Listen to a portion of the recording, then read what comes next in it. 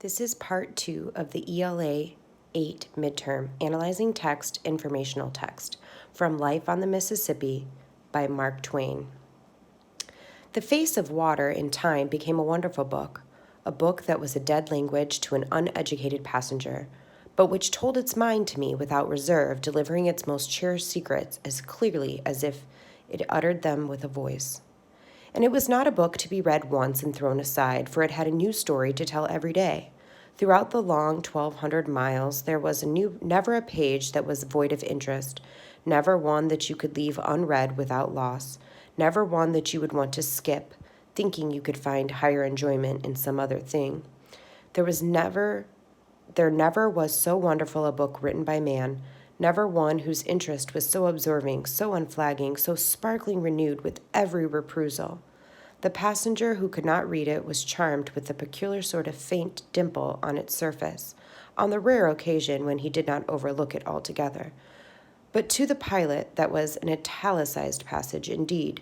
It was more than that. It was a legend of the largest capitals, with a string of shouting exclamation points at the end of it, for it meant that a wreck or a rock was buried there that could be the tear of the life out of the strongest vessel it ever floated. It is the faintest and simplest expression the water ever makes, and the most hideous to the pilot's eye. In truth, the passenger who could not read this book saw nothing but all matter of pretty pictures in it, painted by the sun and shaded by the clouds, whereas to the trained eye, these were not pictures at all, but the grimmest and most dead earnest reading matter. Now that I had mastered the language of this water and had to come to know every trifling feature that bordered the great river as familiarly as I knew the letters of the alphabet, I had made a valuable acquisition. But I had lost something, too. I had lost something which could never be restored to me while I lived. All the grace, the beauty, the poetry had gone out of the majestic river. I still kept in mind a certain wonderful sunset which I witnessed when steamboating was new to me. A broad expanse of the river was turning to blood. In the middle distance, the red hue brightened into gold, through which a solitary log came floating, black and conspicuous. One place, a long slanting mark, lay upon the sparkling water. In another, the surface was broken by boiling, tumbling rings, that there were as many tinted as opal. Where the ruddy flush was the fainted, was a smooth spot that was covered with graceful circles and radiating lines, ever so delicately traced. The shore on our left was densely wooded, and the somber shadow that fell from the forest was broken in one place by a long, ruffled trail that shone like silver. And high above the forest walls was a clean-stemmed dead tree, waved a single leafy bough that glowed like a flame in an unobstructed splendor that was flowing from the sun. There were graceful curves, reflected images, woody heights, soft distances, and over the whole scene, far and near, the dissolving lights drifted steadily, enriching it every passing moment with its new marvels of coloring. Page 7.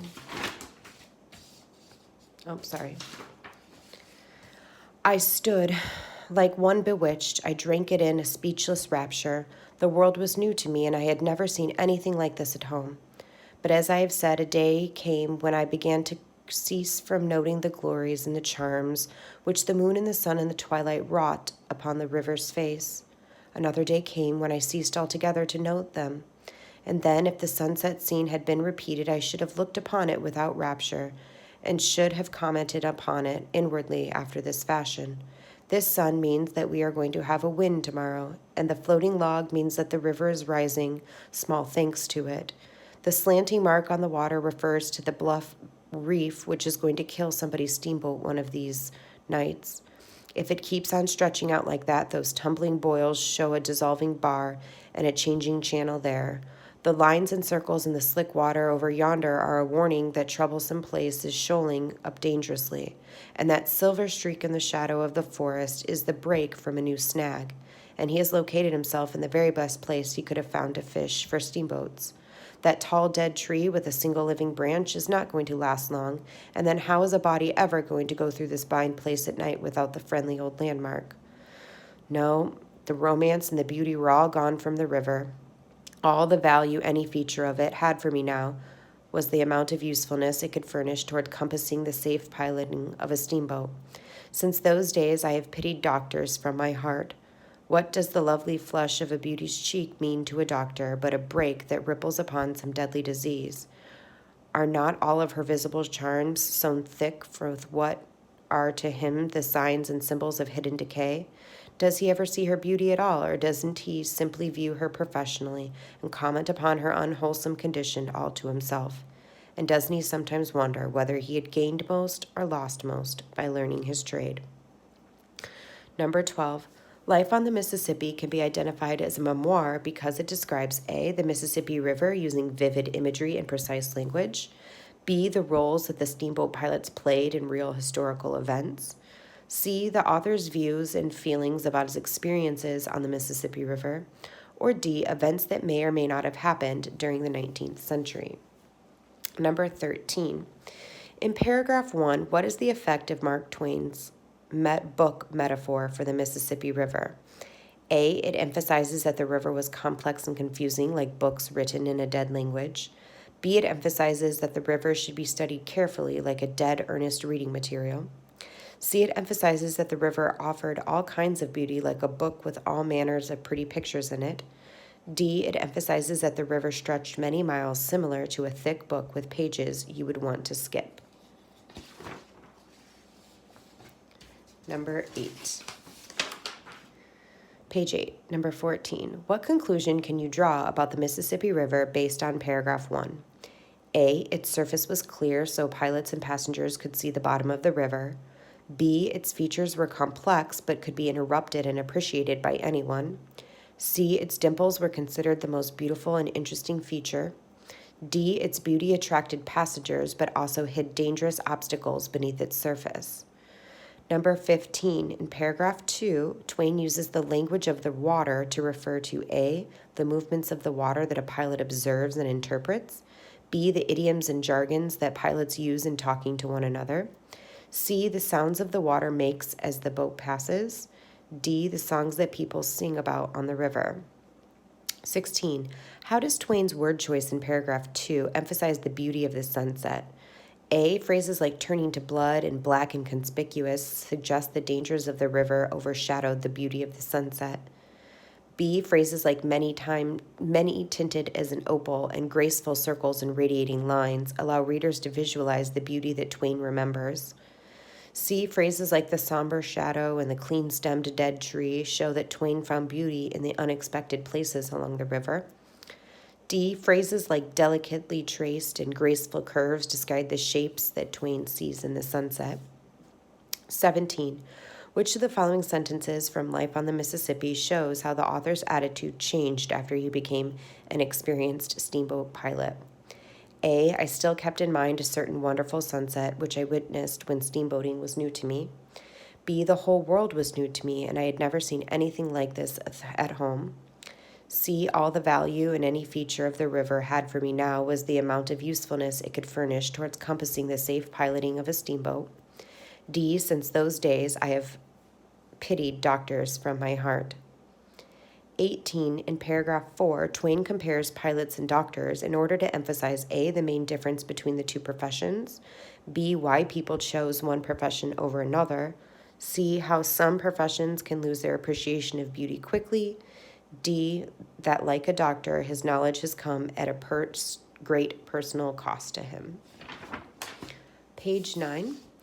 Directions. Use the image and caption below to answer questions about key ideas from Mark Twain's Life on the Mississippi. This picture is from the Library of Congress. It reads, Ill-fated Sultana, Helena, Arkansas, April 27th, 1865. When this picture was taken, the Sultana was overcrowded to 6 times its legal capacity when Union soldiers returning home after being released from prisoner of war camps. The next day, the Sultana exploded and sank. It was the worst maritime disaster in U.S. history. 19. What conclusion can we draw about the dangers of a pilot's job based on Twain's observation and the image caption? A, in addition to the obstacles in the river, pilots also needed to understand the limitations of their steamboats. B, aside from the dangers of the river, pilots could not predict what other problems they may face when traveling. C, because their job was so demanding, many pilots relied on passengers to find obstructions in the river. D, although the river was beautiful, pilots focused on helping passengers on their journeys. Number 20, how does the image emphasize Twain's idea that the river can be both beautiful and dangerous? A, the black and white of the photograph makes the image ominous, but the caption describes the joyful release of Union prisoners of war. B, the flying flags and steam show excitement in the image, so the caption emphasizes a positive outlook on this unfortunate maritime tragedy. C, the still water makes the image peaceful, so the caption emphasizes the simplicity of steamboat travel. D, the large amount of passengers makes the image seem joyous, but the caption uncovers a hidden consequence of having so many passengers on board. Vocabulary. Directions. Use context to identify the correct meaning of the selected words. 21. Which of the following definitions for the word monitors best fit the context in paragraph 7 of Geraldine Moore the Poet? A, televisions, B, large lizards, C, computer displays, D, student supervisors.